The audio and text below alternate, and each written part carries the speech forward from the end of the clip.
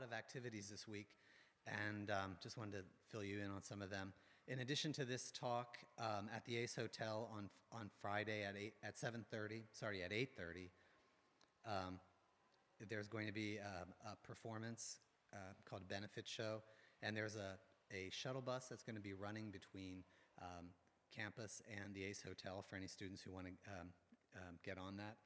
And before that, in the room across the hall, there's a pre-concert. There's a talk by Jared Tate, who's a Chickasaw composer, and that's at 6:30. So you could catch that talk and then catch a bus and go to the Ace Hotel and hear Samus. And then on Saturday, there's also a pre-concert talk at 6:30 here in this room, and then the Contemporary Ensemble is going to be doing a concert called Sonic Environmentalism, and that's at 7:30.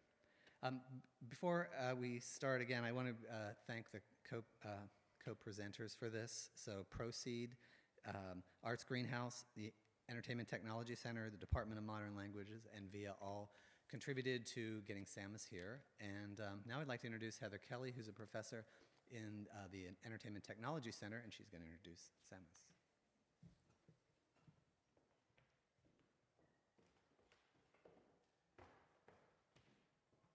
Thanks, Jim. So I first heard Samus about 2 years ago in a podcast interview. And maybe within an hour of hearing her voice, I was completely converted into a fan. And I've been trying pretty much since that day to get her here to campus. So last year, Professors Candace Skiba, Gabby Meyer, and I received a grant through the Center for Arts and Society for our How Well project. And it critiques normative ideas of wellness through alternative narratives. And so I just saw this perfect connection. Samus's music and lyrics weave together stories of her mental and emotional life, social realities, and popular culture, especially video games. Her latest album, Pieces in Space, has received multiple international accolades and best ofs. And her PhD research in sound studies examines the politics of accessible community-based recording studios, and her Zero Suits podcast with Lanre Akinsiku helps artists navigate their creative endeavors and educates art supporters about what makes artists tick. So before she takes the stage, I want to remind everyone that this Friday, there's the concert from 7:30 to 11, and it's at the Ace Hotel, and it's hosted by VIA. I'm really excited for the show. In addition to Samus, who's headlining, there's going to be 3 really great opening acts. They are Romance Nyogu, Swamp Walk, and Kowloon Corp. And we'll also have a mini arcade that's hosted by Friendship Garden that's going to feature games by queer and POC creators. So the show is also Pay What You Want, and all the door proceeds will go to benefit girls' empowerment organization Gwen's Girls. So on top of all that, we're offering a free shuttle for CMU students to get to that event and back. And the URL to sign up for this shuttle is, and get your typing fingers ready, it's a bit.ly address, so bit.ly/Samus_CMU, all lowercase. Unfortunately, it is case sensitive, so all lowercase. And a schedule with all the pickup locations and times is going to go out via email for everyone that signed up on that list. And so spread that information, please, to your peers and friends so we can all get there and back safely. So with that, I'm super excited to introduce Enongo Lumumba-Kasongo.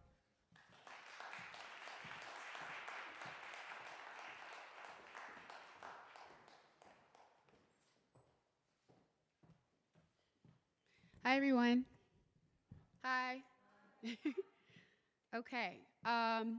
So before I start this talk, I want to express some thank yous to everyone who was involved in making this event a possibility. In particular, I would like to thank Dr. Heather Kelly for reaching out to me in order to plan and facilitate my trip, Madeline Campbell for graciously opening the doors of her home and studio for me every time I come to Philadelphia, and Lauren Goshinsky as well for organizing the fundraiser at which I'll be performing this Friday night. I would also like to thank the CMU Center for Arts and Society, Proceed, Arts Greenhouse, the Entertainment Technology Center, the Department of Modern Languages, and VIA. And finally, I would like to express my deep sadness and anger for those of you who were affected by the senseless and violent acts that took place in Pittsburgh on October 27th. Although we are dealing with a morally bankrupt and dangerous administration, it is my hope that through coalitions of artists, activists, and academics, like the one we are building in this room right now, we can develop creative solutions for these preventable yet systemic issues. And with that, I begin. So when Heather and I were brainstorming what I could discuss for this talk, we discovered a mutual interest in the topic of wellness. Specifically, I wanted to interrogate how I explore the ideas of wellness in my music and the challenges that doing so has presented for me as my profile grows. I found this to be a compelling line of inquiry, largely because it's something I've been thinking about a lot in the years since putting out my last two projects, and Heather mentioned one of them. So the first is an EP called Infusion that I released in March of 2016, and the second is an album called Pieces in Space that was released in October of that same year. Because of the considerable success of my songs about dealing with depression and anxiety, I have since been branded as something of an advocate or a spokesperson for those dealing with a range of mental health issues. I've been interviewed by publications like Vice and the LA Times to discuss my struggles with depression in grad school and my decision to document these struggles in my music. I have been invited to sit and speak on panels regarding mental health in Black communities and among graduate student populations and the intersections of the two. I have been asked to headline fundraisers that raise money for causes and organizations rooted in mental health awareness and support. Beyond taking on these responsibilities, being viewed in this way has also caused me to re-examine my music-making practices. I never used to conceive of my desire to make music as an exercise in achieving personal wellness. I had always described my foray into music making as a way to escape what was going on inside my head, not as a way to manage and meaningfully engage with it. But as I look back on the ways that I approached writing, the moments I was my most prolific, I now see how my impulse to write was born out of a desire to achieve clarity in regards to both my immediate circumstances and things that had been hanging out on the periphery.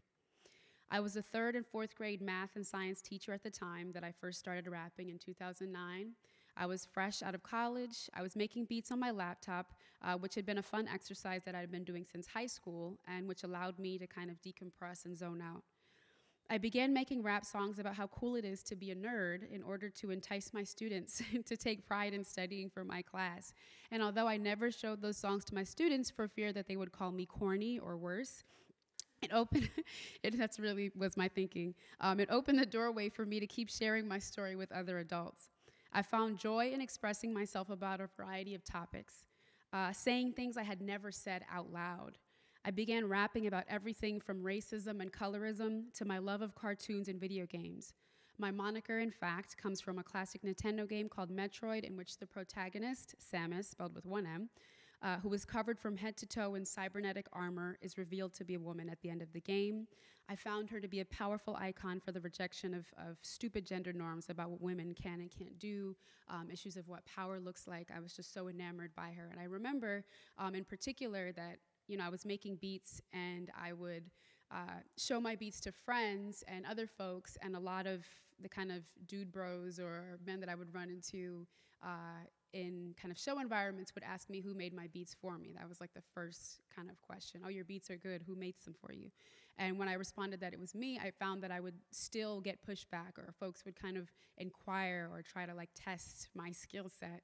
And so Samus was also this amazing character to me because of that revelation when the armor comes off and you realize who was sort of kicking ass the whole game. So as my internal voice continued to materialize in my music, I eventually began to recognize songwriting, recording, and performing as an exercise in taking care of myself. I joked that my music career, more than anything, reveals the lengths to which I will go to procrastinate and avoid working on my dissertation. It has only been very recently that I've also begun to see my engagement with wellness in my music as an act of community building. This past month, I conducted an informal Twitter poll asking my supporters to tell me my 2 best songs, as I had to prepare a 2-song set for an event later that night. Overwhelmingly, folks responded by telling me their favorite song of mine is a track called 1080p, which is one of the aforementioned songs about my struggles with depression and loss. And I'll perform that for you now so you can hear it.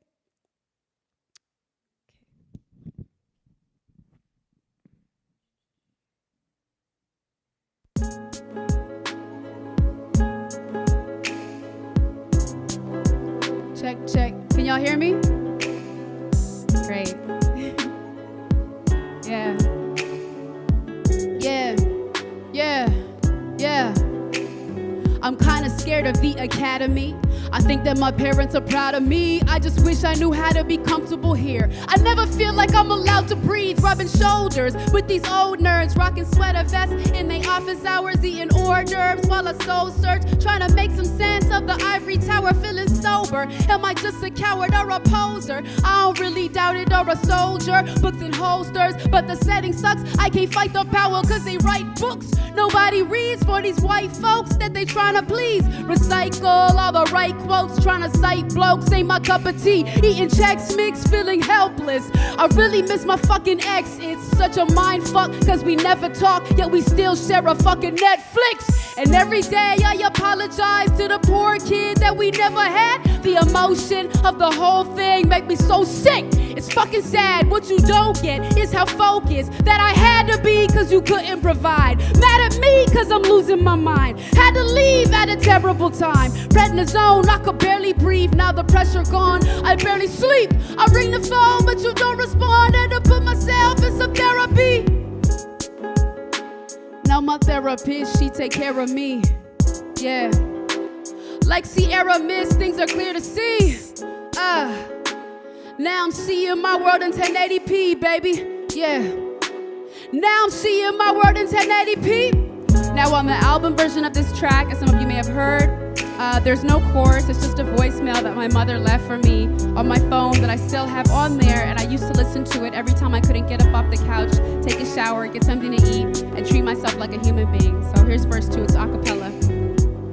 It's been a few months since the last verse, since I called you bad words. I went ahead and got my master's. I trimmed the last of my relaxers, so my fro big, got some more gigs. My cell phone says I'm roaming cause I'm on tour. I want more, forget home so I go big. I was taking pills up in the bathroom, ended up alone in grad school. Mario, I busted ass for my prizes sitting in another castle. In a tight spot trying to disappear. I would write songs for my friends to hear.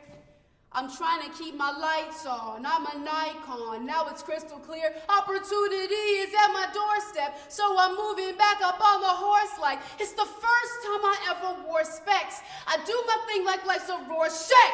I see things nobody sees. Since my bee stings turn to double G's, I'm conceding that my feelings is amazing. Now I'm loving me. I could give it up, but where's the fun in that? Gotta live it up or you will never laugh. Life's a box of chocolates with a lot of options. Gotta keep it rocking like a rumble pack. The first letter of your first name makes your name emerge when I search things, and it hurts me, but I guarantee that without you, I'm a better me.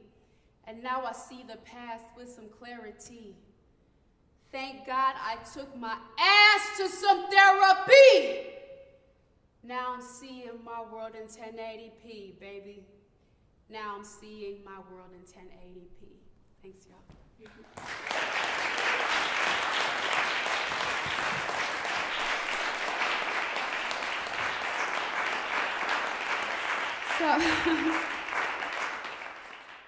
So that song was at the top of the list. Tweet after tweet after tweet, the person would say 1080p and 1080p, and I actually pinned the tweet, so you can go to my Twitter, MMUS Music, and click on it, and you'll see that it's just like 1080p after 1080p after 1080p.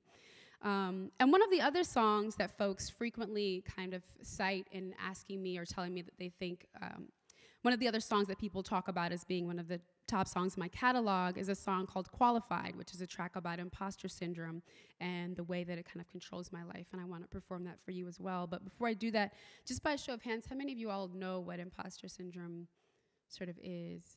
Okay, and that's okay if you don't know.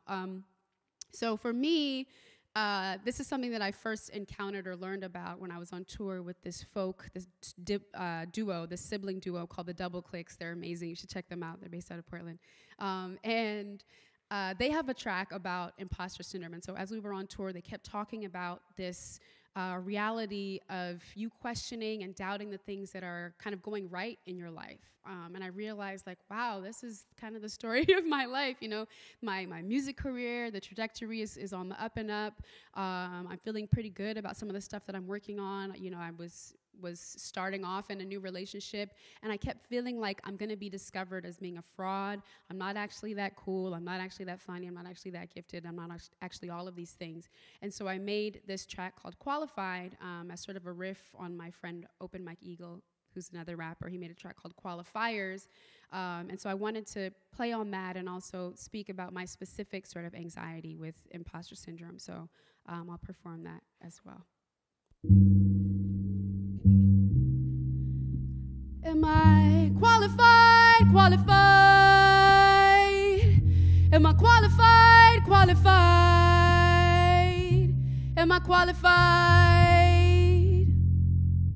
I'm staring into his eyes and he's the most beautiful person I've ever met. Then my burdens arrive, they're killing my vibe. Burning inside like a cigarette, figured that he would not want to be intimate.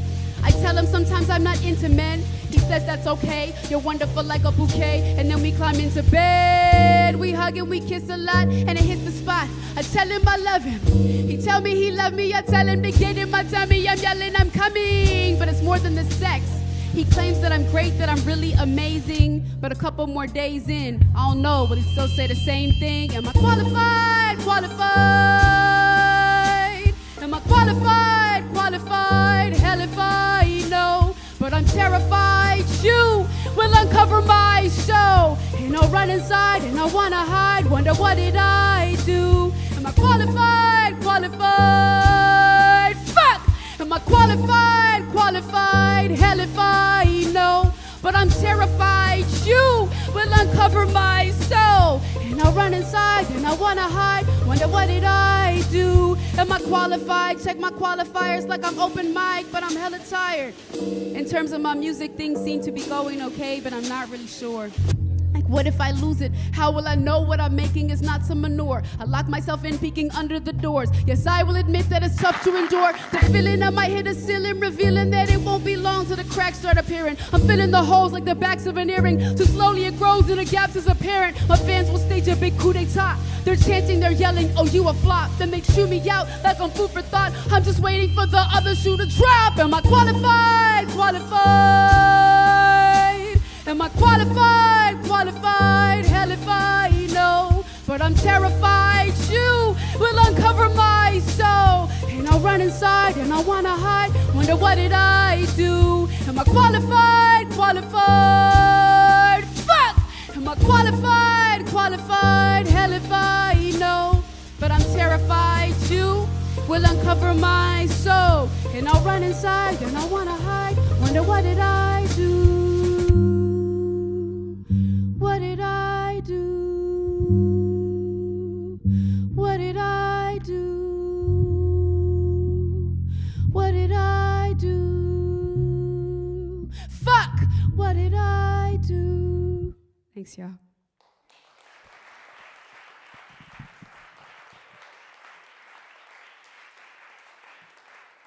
So these were the kinds of songs that were sort of building up momentum around my career. The last one, I'm not going to perform it, is a track called Nighttime, which is about anxiety and dealing with that and how it sort of has shaped my kind of my interior life.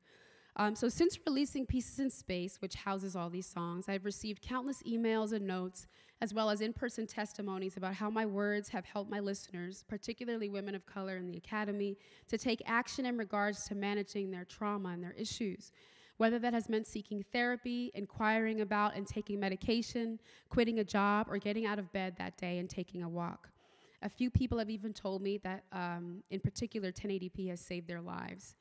I felt and still feel immensely proud and grateful that through sharing my story, people have found courage to keep putting one foot in front of the other.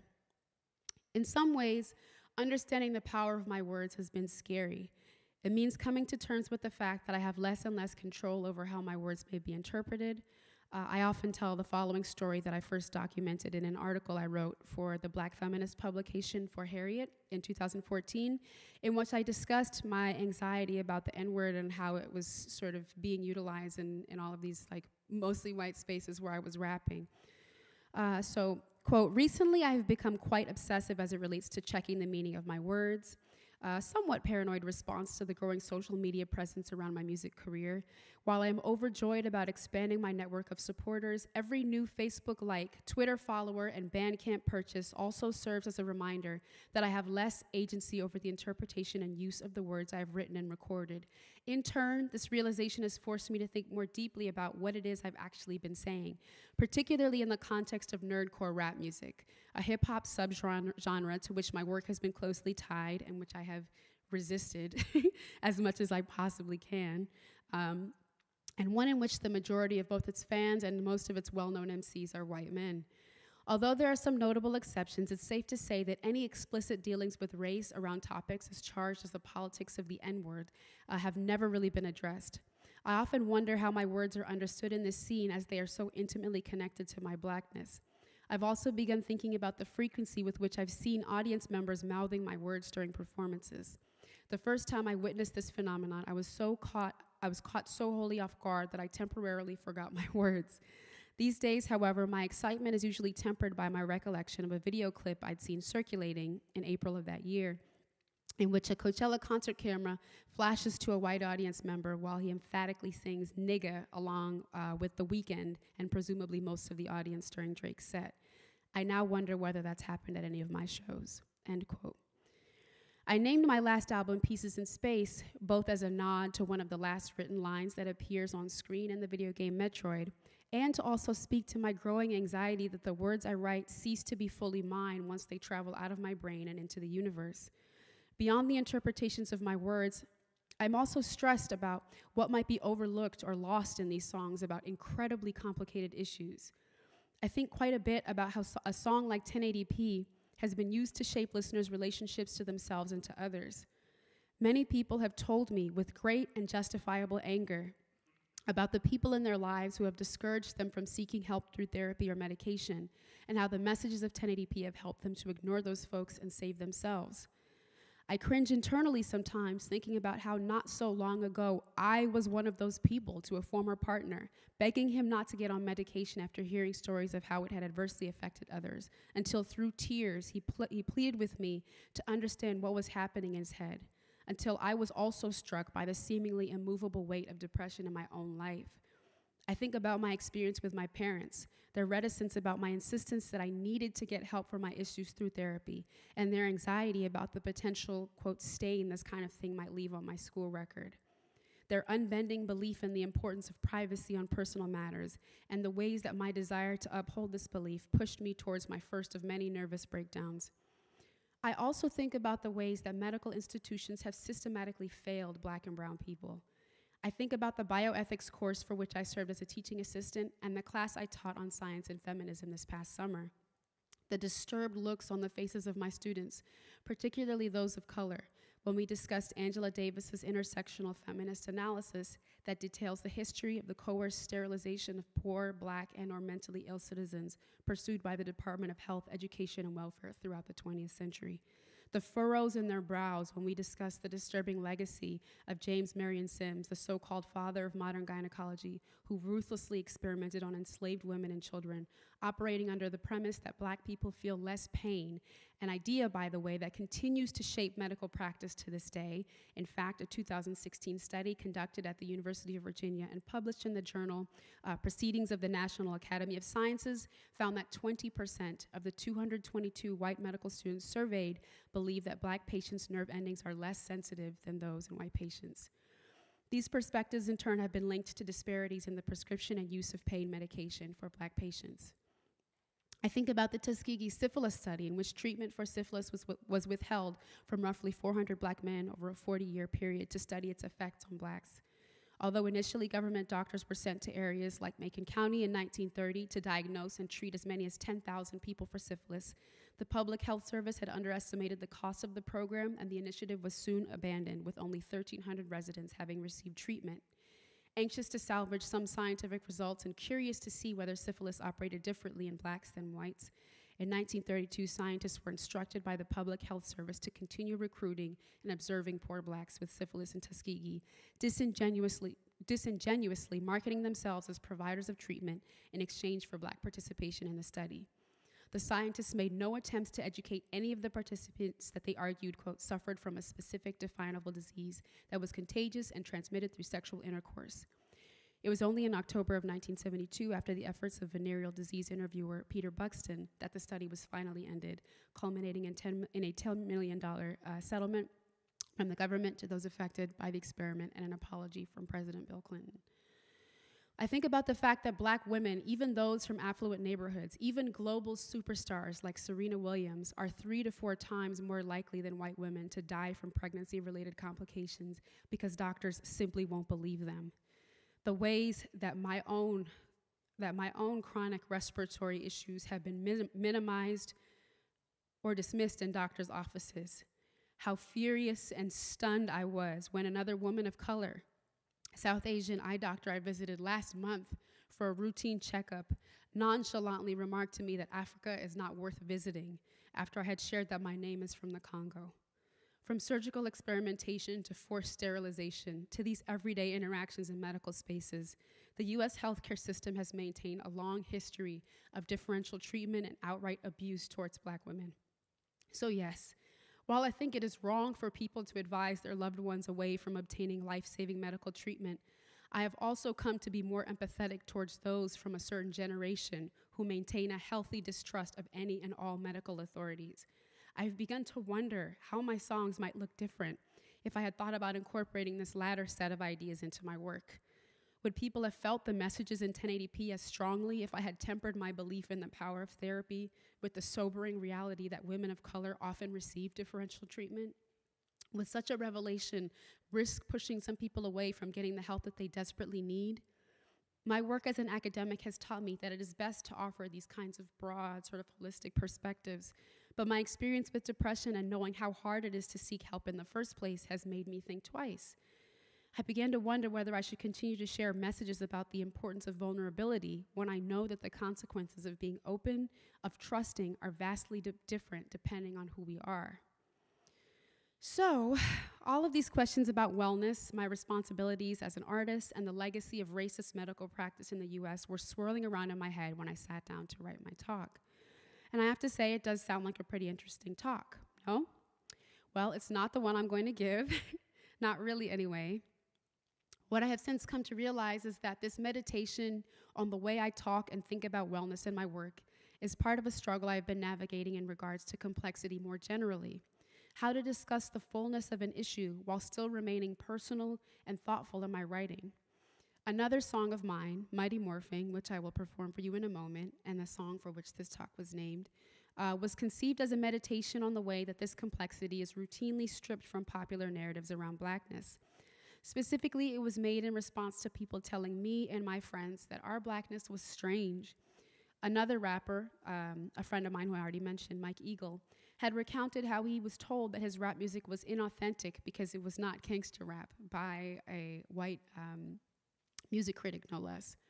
A close friend of mine talked about the way her white colleagues, with their limited understandings of Black hair, were in shock at how she could in 1 week have hair the texture of an afro, wear her hair pressed and bone straight, and then rock long braids down her back the next day.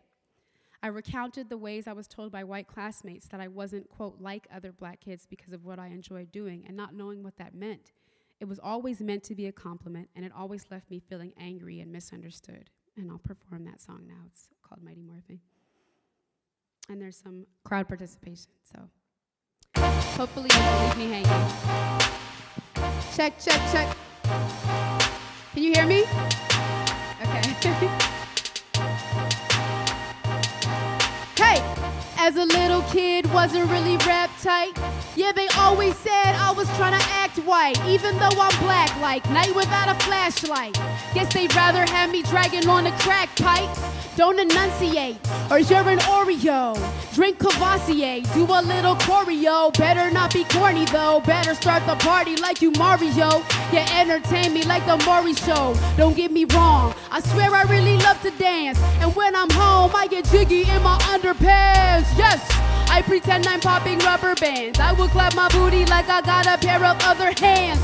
jam. And when I really feel the beat, I get down. Like when I'm hearing Billie Jean. Got my drink and my two-step, no respectability. Move my back to some Future like my favorite trilogy. Then on Tuesday, listening to shoegaze. 2 days later, I'll be shaking it to 2 Chainz. Souffle, jiggling to Lupe. Batman and I'm Bruce Wayne. If it don't compute, then I'm chucking up the deuce. Say I'm not one thing, I'm not two things. I'm not 3 things, no, I'm not 4 things. I am more things than I'm reporting. Let's not force it. I'm mighty morphing. Yeah, I'm not one thing. I'm not 2 things. I'm not 3 things. No, I'm not 4 things. I am more things than I'm reporting. Let's not force it. I'm mighty morphing. And if you wanna kick it like punting, better get one thing straight. I run things, K. I could fill a couple seats at my shows. I don't play, cause I shuffle to the beat of my own 808s. Yeah, I let my hair breathe. I let my fro bounce. I'm feeling carefree, then I get a blowout. Till next week. Box braids, they gon' stress me cause I'm looking foxy. I like to wear about 4 packs. They say my hair grows so fast. Yeah, they appear to know no blacks. So when I hear them, I roll past. I put a filter on low pass, don't ask.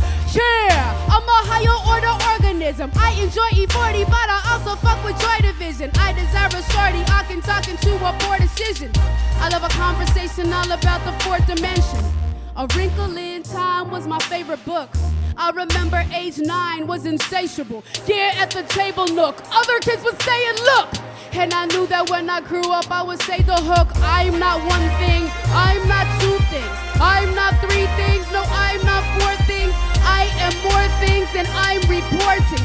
Let's not force it. I'm mighty morphing. Yeah, I'm not 1 thing, I'm not 2 things. I'm not 3 things, no, I'm not 4 things. I am more things than I'm reporting. Let's not force it. Repeat after me. I'm mighty morphin.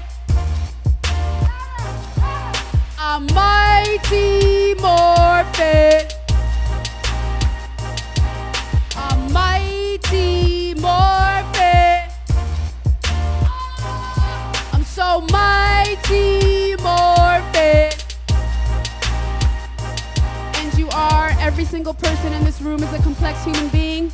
You can like to twerk, and you can like to read, and you can like to play video games, and you can like to play sports, and you can like to wear your hair short, and you can like to wear your hair long, and you can like to have a lot of sex, and you can like to have no sex at all. None of those things define you. Anybody who denies you your complexity is not your friend. They're your motherfucking enemy. Get rid of them immediately. Thanks, y'all.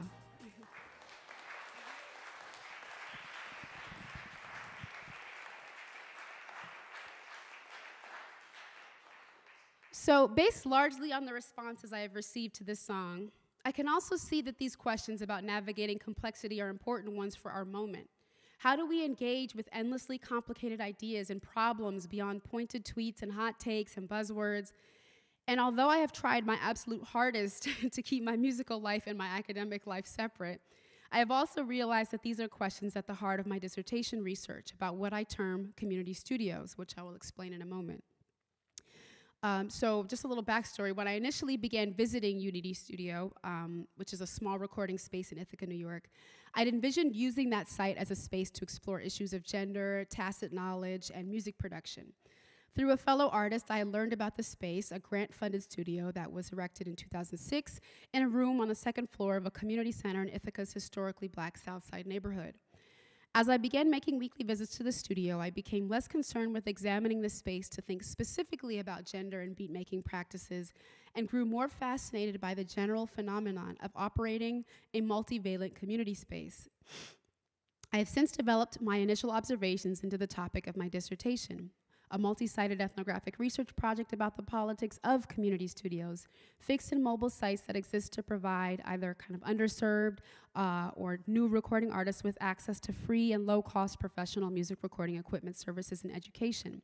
The educational component is typically in the form of classes about specific technical skills, but is also sometimes infused with radical teachings about histories of oppression and success in the face of alterity. And I used quotations to bracket the word underserved because this is the language that appeared in the grant application of Unity Studio to refer to the predominantly young Black and poor population served, although it is not the language that these communities would necessarily use to describe themselves. As I have chipped away at my dissertation over the past few years, I've slowly begun to make connections between the struggles of my research subjects and those I have faced in my music making practices. I realized that my exploration in particular of how sound engineers and artists manage a multi-purpose space on a day-to-day basis reflected my own issues managing the narratives about who I am as an artist and as a person, as a geek, as a Black woman who was first-generation African-American, as a bi woman, as a graduate student, as a gamer. So instead of focusing singularly on my challenges in tackling wellness in my music, I've decided to use the rest of this time to explore these issues. What follows is a kind of brief excerpt from the introduction of my dissertation and an excerpt from a chapter about sound engineering practices in a multivalent space. And I'm trying to figure out it's like a little bit boring and academic. And I haven't figured out how to put it in words that are like exciting and interesting yet. I'm still working on my dissertation, so I might just chop some parts out, but for now I'll read what's in front of me. I pursued my fieldwork between 2013 and 2017 at 3 community studios with 1 music educational program across 4 cities, so Ithaca, New York, Goma in the Democratic Republic of Congo, Pittsburgh, Pennsylvania, and Brooklyn, New York, respectively. I also conducted 11 additional interviews with audio engineers, volunteers, and artists between the same period who work in community-centered sonic spaces with similar missions, such as the Women's Audio Mission in the San Francisco Bay Area, A1 Modular Synthesizer Library in Portland, Oregon, and Creative Impact Studios in Philadelphia. My fieldwork primarily took place at the Unity Studio in Ithaca, so the following excerpts will focus on my experience there. And for those excerpts, I've changed the names of the subjects. And ultimately, I hope that this brief snapshot will reflect both some of the challenges of managing a multivalent space and the rewards of which there are many. And I'll close by sharing how these insights have inspired my approaches towards my music. And then I'll leave a little bit of time at the end for questions. So first and foremost, this project, I talk about it as being about the politics of community studios. So when I talk about politics, in that instance, there are sort of 2 ways that I'm talking about it. The first is drawing on the social constructivist program that was first proposed by folks from my department, Science and Technology Studies, scholars like Wiebe Bijker and Trevor Pinch, who's my advisor, in 1984 as a theoretical approach for examining the trajectories of emergent and popular technologies. Rather than accepting that the most widely adopted technologies proliferate because they're inherently better than other proposed models, the social constructivist approach situates the, quote, success of all technological artifacts within the politics of a variety of orbiting actors, what they call relevant social groups, and their historically and culturally contingent valuation models. So as Bijker notes in a later essay on social constructivism and technology, quote, the stabilization of an artifact is a social process, and hence subject to choice, interest, and value judgments. In short, to politics. In drawing on the social constructivist approach towards technology, my dissertation thus focuses on unpacking the politics that shape the types of recording equipment and software the actors utilize, as well as the kinds of music they write, record, and produce with the goal of understanding studios more broadly. The project is also a story about uppercase P politics. Spaces like Unity Studio have proliferated globally over the past 10 years or so, thanks largely to significant funding from government agencies, non-governmental organizations, educational institutions, and private grant funding bodies.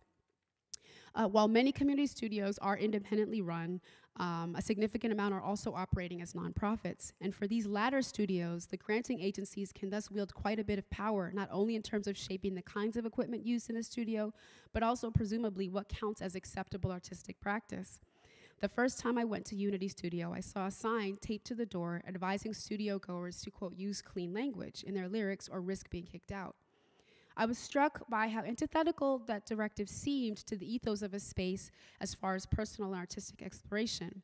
But I also sort of understood the imperative to put up a sign like that in regards to trying to make sure that the studio goers feel safe and can are protected in terms of the lyrics that other folks are utilizing.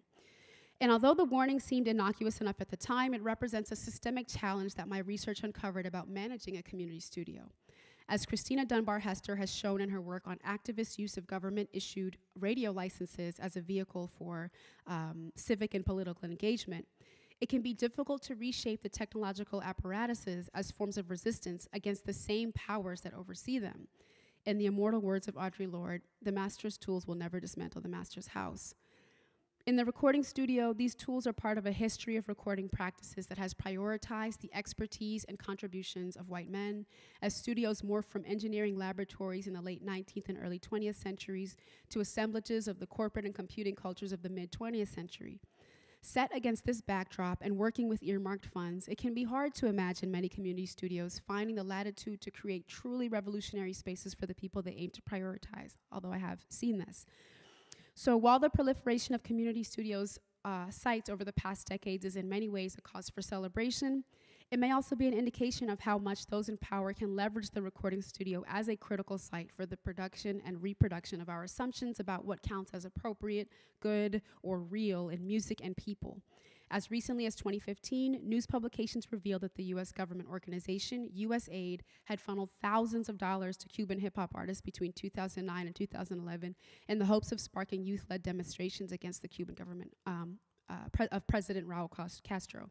The political stakes may not always be that overt, but they are always high enough to warrant reimagining possibilities for how radical community resources can be ethically sustained. So that was an excerpt from the introduction to kind of give you some context for the project. Sorry if I was boring you. And now I will read an excerpt from the second chapter that deals specifically with the daily practices of the sound engineers who mediate such spaces. In particular, the forthcoming anecdotes explore how the technical work performed by sound engineers at Unity Studio is informed by the studio's status as a boundary object, which is a term that comes from science studies and refers to basically objects that take on different meanings with different populations, but they remain legible to a multitude of different audiences. So they're kind of shape-shifting or things that have, different meanings. So just as a disclaimer, this section is work in progress. And so this is kind of my first time sharing a lot of this beyond making my fiance listen to it or reading it to myself. So hopefully it makes sense. So for the purposes of this talk, I have focused on one anecdote from my section on the philosophies of Unity Studio engineers towards recording and mixing. And when I'm speaking of recording and mixing philosophies, I'm referring to the values that guide the engineer's artistic and technical choices, essentially. Although sound engineers in both commercial and community studios certainly utilize, quote, industry standard techniques and tools like the nearly ubiquitous digital audio workstation Pro Tools, every engineer I've interviewed and with whom I have worked has been adamant that there are very few sort of formal rules that guide their work. In fact, many of the most successful sound engineers have arguably made a name for themselves and their, quote, sound precisely by ignoring and challenging the conventions of their contemporaries. So absent many of these standardized rules and techniques, skilled sound engineers must rely in part on their, quote, professional audition, a term that refers to their ability to speak about sound in ways that's mutually intelligible to other practitioners in the field, in this case, the musicians in the studio.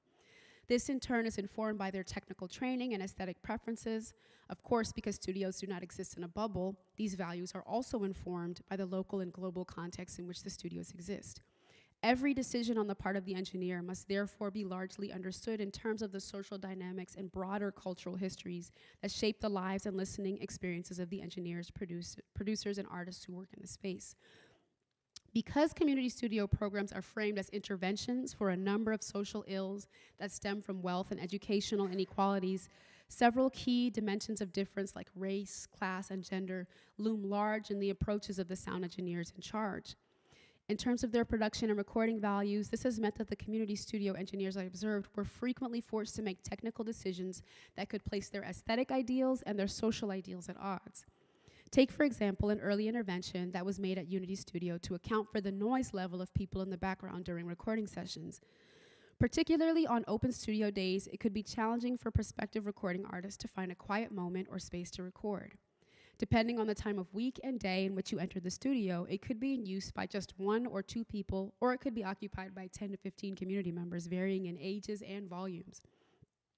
In order to account for the consistent background noise, Catherine, the program coordinator and engineer for the studio between 2008 and 2011, began experimenting with different effects until landing on the technique of gating.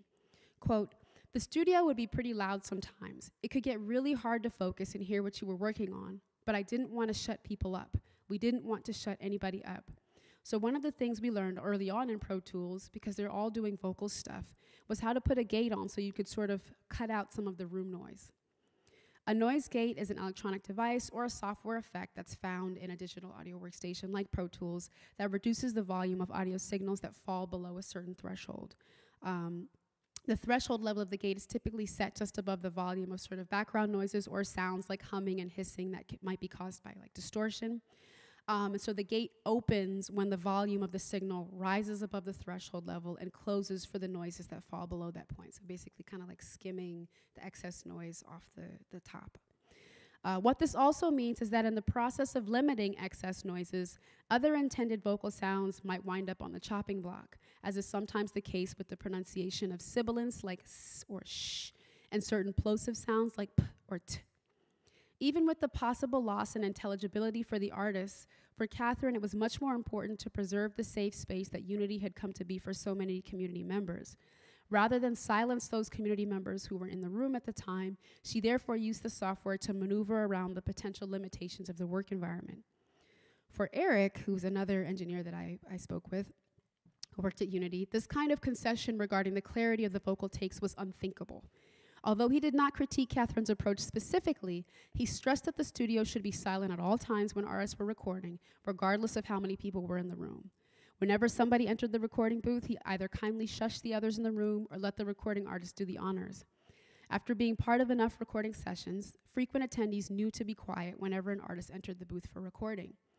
For Eric, it was important that he produce, quote, professional sounding mixes for his clients, and it would be impossible to achieve that with people talking in the room and being disruptive.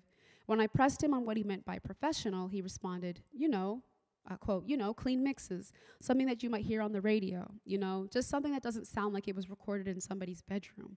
I just want people to feel good when they play it back, proud of what we could do here. In Eric's mind, crafting an audible facsimile of the conditions that produce songs that you, quote, might hear on the radio was important for the morale and sense of pride experienced by the artist regarding what was possible at Unity. Furthermore, for Eric, the sound of the, quote, the radio served as a stand-in for globally circulated high-fidelity music. He was not, for example, expressing any desire to sound like the eclectic and often lo-fi music played on Ithaca's community radio station, WRFI. For Eric, quote, the radio served as referred to an aesthetic in which the songs carried no unique audible traces of the places in which they were recorded. Whereas Catherine prioritized the experience of building community at Unity, which could be preserved through the intervention of techniques like noise gating, Eric believed that the prioritization of a clean mix allowed for the artist to gain entry into a broader global community of professional artists. So I do not present these illustrations as an evaluation or an indictment of Catherine and Eric's different philosophies towards recording and mixing. In conversation with both of them, as well as with their colleagues and artists in the space, it was immediately evident how much they cared about and respected the residents in the neighborhood, and further that their intentions as sound engineers were guided directly by their desire to serve them well. Instead, I present these two cases as an example of the ways in which the status of a studio as both a community safe space and as a commercial recording studio can generate vastly different interventions for the same issue, depending on the engineer's understanding of their social responsibility. So beyond the importance of this illustration for my research, I found this insight to be relevant for my artistic practice. What it means for me is that community leaders must prioritize who they want to serve and how they want to do it, and there are concessions that must be made in this process. No, this is not a particularly groundbreaking insight, but it was an important one for me to see in action. And it was also a necessary insight in helping me to stop the unhealthy practice of retroactively taking the value away from my songs if they weren't as expansive as I thought they should be. I am glad that 1080p came out the way that it did. And because I did not explore the broader implications of racist medical practices on our mental health, I now have the space to explore these ideas in a future song. Speaking specifically to the artists in the room, I know that this moment can make us feel like we are not doing or saying enough. And many of us are not, to be perfectly honest.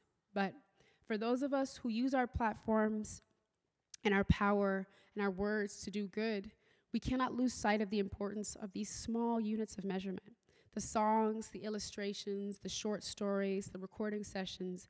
We have to be okay with knowing that there are so many things we're going to miss, and that's okay. We can always go back and add to the story. We can connect our story with the stories of others. By making a piece of art, we are starting a conversation. It is not always about positioning ourselves as experts, even about our own experiences sometimes.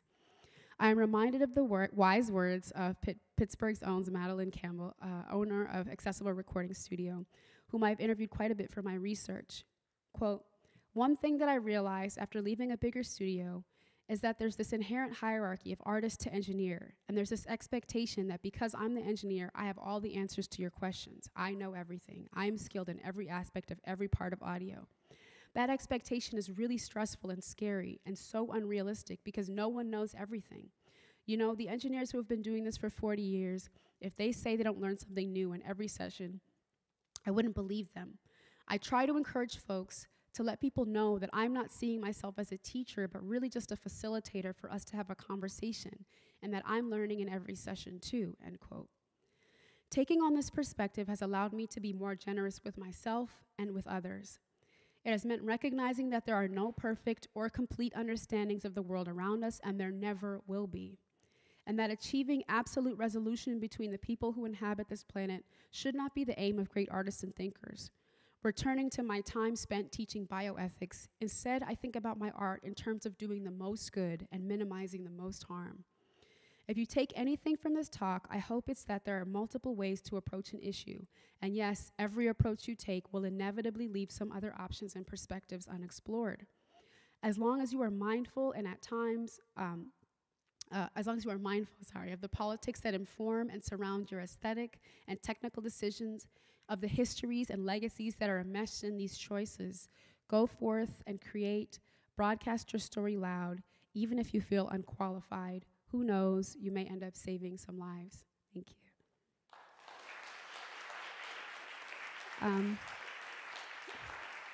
And I wanted to actually perform a new song to kind of close this out that I wanted to make about hope, because I felt like increasingly I had been sort of framed as this artist who is, you know, just a sad girl, basically, that people would come to my shows like, you know, is she going to cry? Like, you know, almost in this sort of consumption of my pain. And I know that they weren't doing it in sort of a malicious way, but it made me think, you know, I have so much joy in my heart. I laugh so much during the day, as much as I cry, and I don't think that that is reflected in the music that I'm making.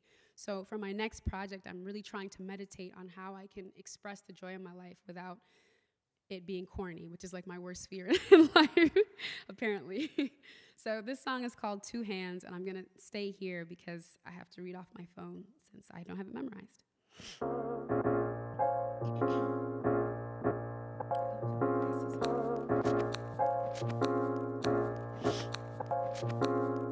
It's funny to ponder how I am stressed when like plenty of my problems are coming from iOS. Many of us come from violence or happen to die for less, or wind up a nihilist with a fire like Kylo Ren's. Yeah, even though my body chronically fails, I got a doc who can prescribe me some anxiety pills. Got a writer on my side, it's like we Sonic and Tails. Yeah, baby, I'ma be alright, and when I gotta pay bills, well, you can see me running to the bank to my savings. People give me money just to think and to say things amazing. We got a roof for our scalp, a booth for my mouth, and a sink for our shavings. I know it's often like creating is hazing. When you're under pressure, your brain stings. But whether you put brushes to paintings or somebody plucking them bass strings, it's a fucking blessing to make things. With these two hands and a broken mind, I'ma make big plans, whether broke or fine. Naked in a life. Ooh, with these two hands and a broken heart, I'ma do my dance. I am Joan of Arc. Naked in the light.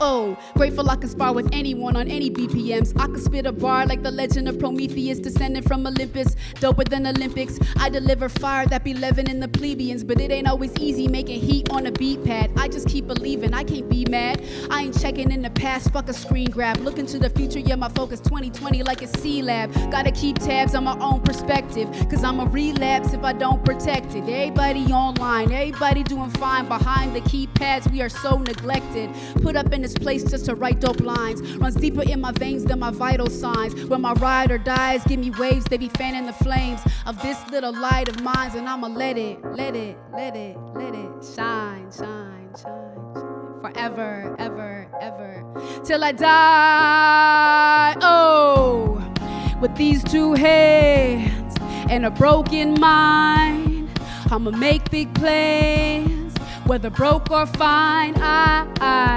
I naked in a life.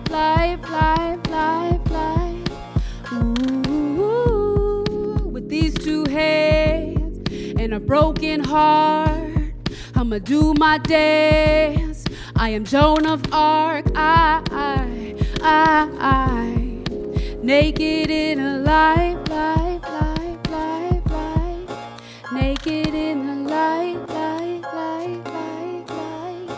Grateful for my life.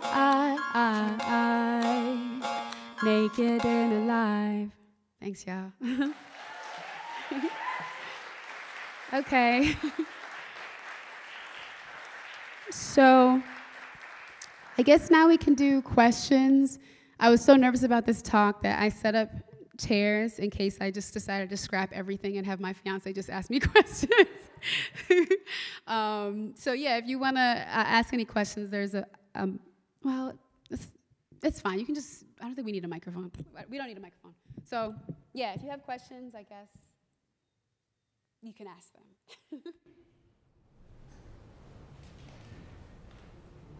Oh, yes. The question isn't fully formed in my head yet. Yeah.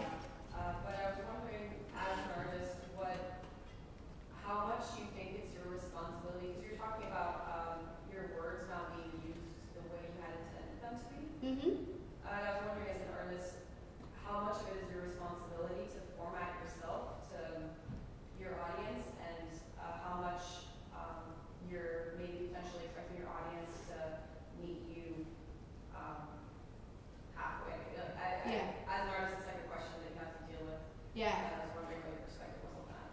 Absolutely, that's a great question, and it's something that I think a lot about. It's informed by. Can you all hear me? Yes. Okay.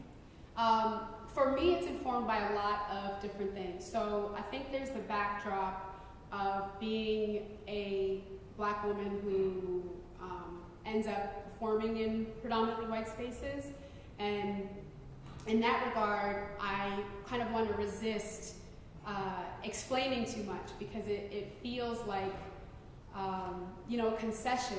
Like, I made this music with a very specific audience in mind, and it doesn't always feel good to have to say, this is what this means, this is what that means. Like, I'm translating all the time. That's not sort of the purpose of my music. So that sort of tempers one side of it. But the other part of it is that I come from kind of academic spaces, geek worlds, and hip hop.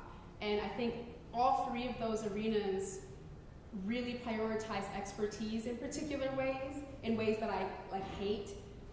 So, in hip hop spaces, for example, a lot of folks will be like, you don't know what this bar means, you don't know what these bar means, what these lyrics mean, you're an idiot, or this is so dense, and because you don't get it, you're stupid.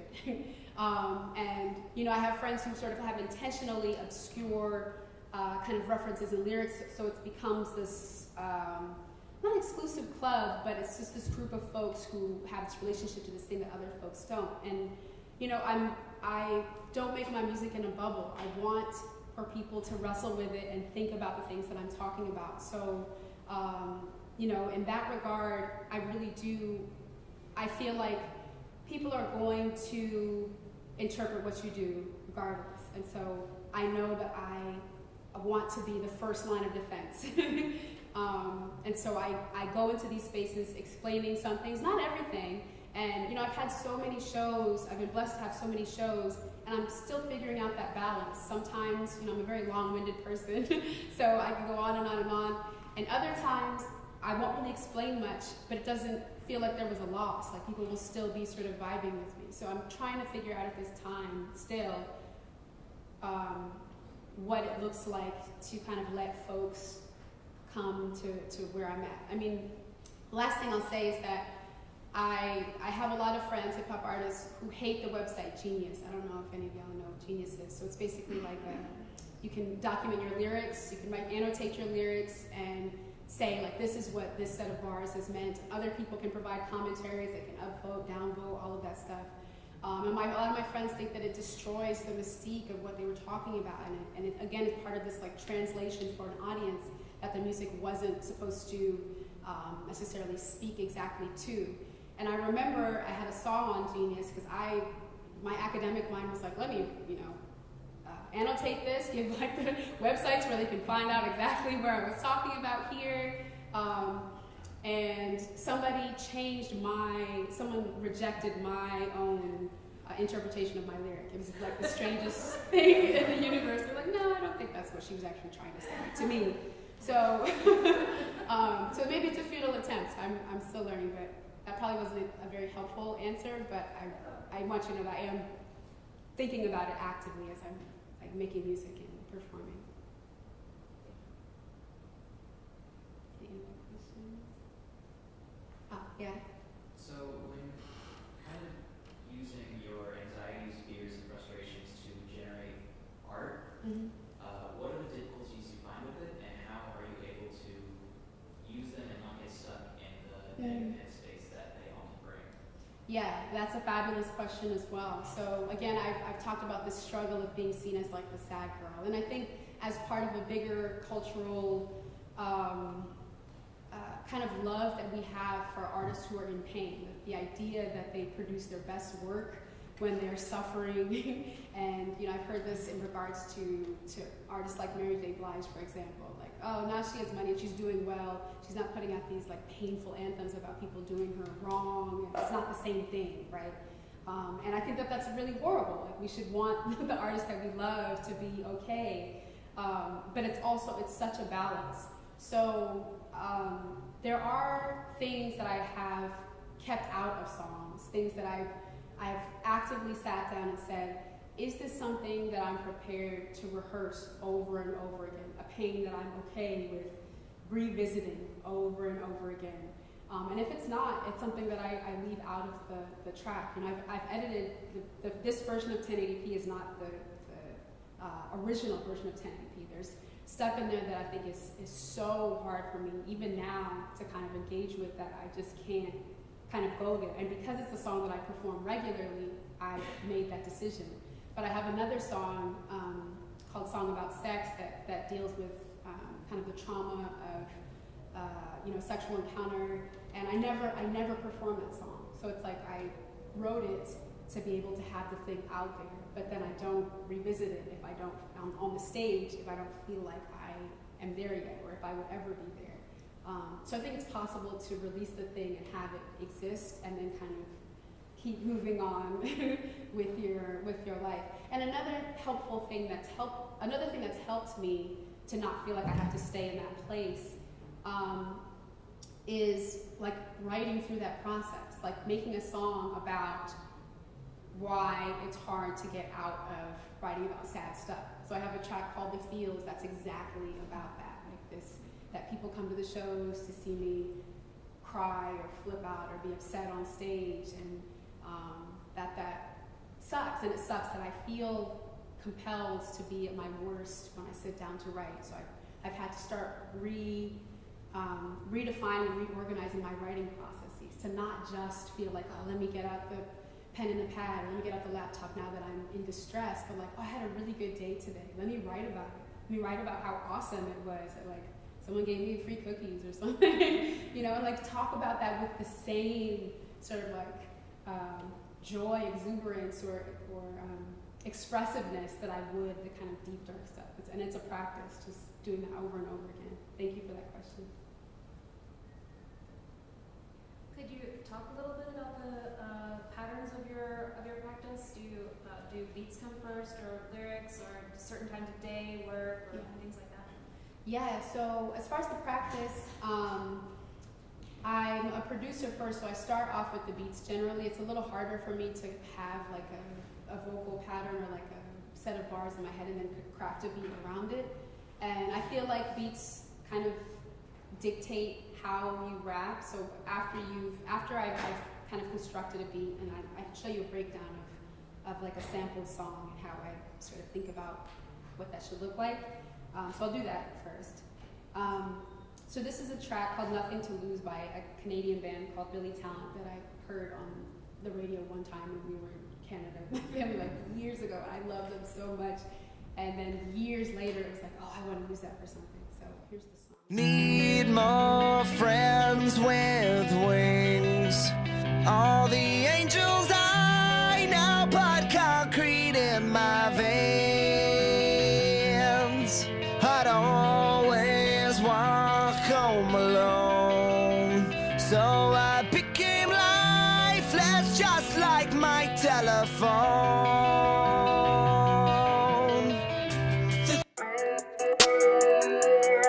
And then I turned it into this.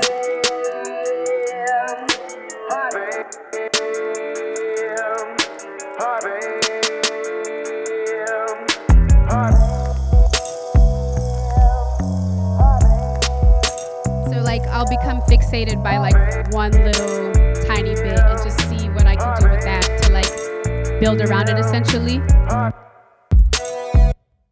And so then after I kind of have the framework of the song, I guess there's two different ways, two different approaches. The first is like thinking about conversations I've had or things that have been like, that keep recurring, like feelings that keep popping up in my, like throughout the week or throughout the month, or being on Twitter a lot helps to think about those things. Like I'll be on Twitter and see something that keeps popping up. And one of my songs about kind of harassment on the internet came about from just seeing a lot of my friends speaking about their experiences and me wanting to kind of document and speak about the fears that they felt going online.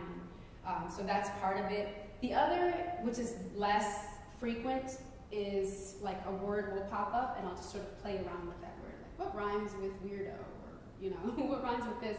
And then I'll have this weird kind of mishmash of things that just sort of rhyme or sound nice together. So more often than not, it's the first where I'll like meditate on a particular thing. If I start crying a whole bunch about something and I'm not sure why, then I'll usually sit down and want to write down like, okay, what about this moment or what I'm watching has caused these emotions inside of me? And as far as like time of day or practice around that, unfortunately, like I'm inspired at the worst, at the worst times. I'm a late night person, so I will work. I usually will feel my most inspired at like midnight or something, and then I'll sit down from midnight to 4 and just get everything out, and then be exhausted the next day. But I'm not sure what it is. I guess I've always been a night person, but in those moments, I guess it's just quiet. Not as many people online, not as many ways to get distracted, and so it's just me and my thoughts bouncing around. So usually late at night I'll sit down. And then as far as maybe like iterations or versions of a thing, rarely will like the second or third version be it. Like a song like 1080p, for example, that came out very fluidly. Like I had been wanting to say those things for a long time, and so it didn't feel like I had to go back and reword a lot of stuff besides the stuff I didn't want to include in there. But other tracks, most of my other songs, I'll write a verse and then kind of sit with it for maybe 2 or 3 weeks, drive around, listen to it in the car, like record it on my little microphone in my closet, and listen to it a little bit, and then rework some words, come back, maybe rewrite the second verse. And then the best part of the verse will become the chorus. Like if there's a line in the verse, one of the verses that I think is like really awesome, then I'm usually like, okay, that has to be the chorus because it's like so cool. I don't want to just say it one time. And So yeah, that's kind of the process. Was that helpful? Yeah. Any other questions? Almost. Yeah. Kind of going back to earlier, what are some tips you have, like, what do you do in regards to making music and songs about, like, your anxiety and mental health, when there being a lot of stigma around mental health, that can sometimes limit speaking out about it? Yeah, I mean, I think that thank you for that question. I mean, unfortunately, I don't really have any great words about that because I wrote like 1080p when I was just on the brink of of really losing everything. And so I wasn't necessarily thinking about how this will be received or the stigma about sort of mental health and, you know, conversations about that. It really was at that moment like a drastic exercise to save myself. And it's something that I've kind of learned after the fact when folks, you know, come up to me and say, thank you for talking about that. You know, I never thought that I would hear somebody on stage say that. But as far as, let me see. I think I just try to put it in very sort of personal terms, like about my unique experience, and to be as kind of visually representative as I can in the song about like what the experience of depression or anxiety is like, so that I'm not speaking in these kind of broad sweeping terms like this is what depression looks like, but more so this is how it manifested in my life. And I think in doing that, I don't have to worry as much about speaking for an entire group of people. I can sort of limit that to speaking about my own experience. So yeah, I think that the details of your own life matter and are important and are a way for you to say this is a thing that happened to me or that I'm dealing with, and kind of keep it bounded in that way. Okay. Are you ever afraid that your pop culture references, specifically the video game references, will attract a somewhat toxic or at least shallow fan base to your work that you might not otherwise want? That's a great question. I used to be anxious about that a lot. You know, especially even taking on the name Samus, I remember I had a lot of deliberation about whether I wanted to deal with the bullshit that comes with, you know, people feeling very protective of their fandoms, of their, you know, the things that they love, right? And that if I show up as a Black woman and take ownership of this, you know, this game, this widely loved game, that I'm going to receive this kind of hate and backlash that I just didn't, frankly, have the energy and time to deal with. And so that I thought very much about that.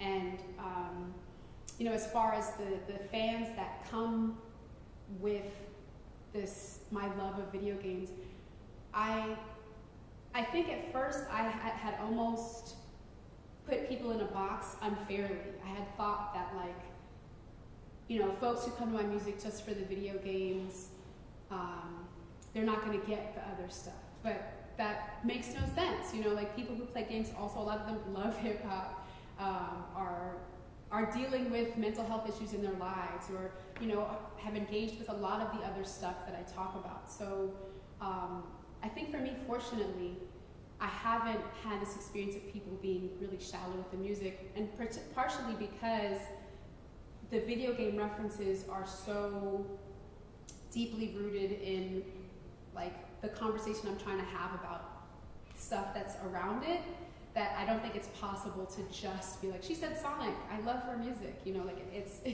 like part of a conversation about Black feminism and all of these other things. So if you like my music, or if you come to the music for the video games, you can't, I think, walk away with just this sort of one-dimensional perspective, because I refuse to allow it to be there. So even I have a project that's a concept album about Metroid specifically, and in that project, you know, I'm making references to Mae Jemison, who's the first Black woman in outer space. That's one of the songs is named after her.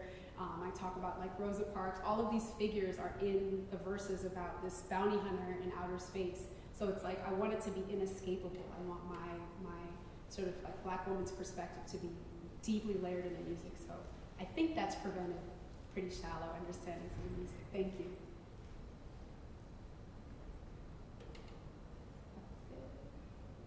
Any last questions?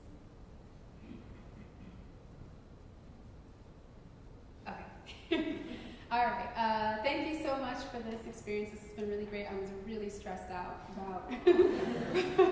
I've been freaking out all day long, all week long, and I'm so happy that this worked out. So thank you for being here, and I hope that if you come to me perform on Friday, I have a big arm cannon, speaking of video games, that I often perform with when I'm doing my Metroid-inspired stuff. So come see that, if anything, and to support Gwen's Girls. And thank you again for this experience.